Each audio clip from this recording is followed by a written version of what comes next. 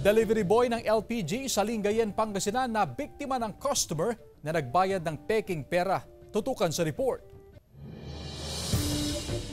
Labis ang panlulumo ng 38 anyos na si Arthur Bersoza, isang delivery boy ng LPG matapos mabiktima ng customer na nagbayad ng peking 1,000 piso sa Lingayen, Pangasinan. Kwento ni Arthur, 4 na barangay tulad ng Nagalgal, Libsong, Baay at Manibok ang inikutan niya para mag-deliver ng 10 LPG tank. Binayaran siya ng 1,000 peso bill pero basta na lang daw niya itong ibinulsa dahil sa tiwala nang mag-remit siya ng kita.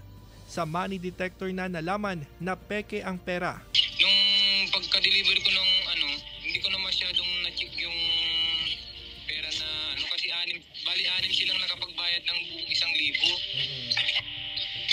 Magkakaiwalay kasi ng deliver ko nun.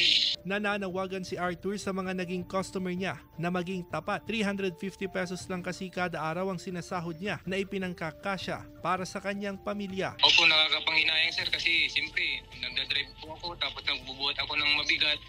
Tapos yung pera na kikitain para sa pamilya ko wala lang, nagtatrabaho ng wala nang kita.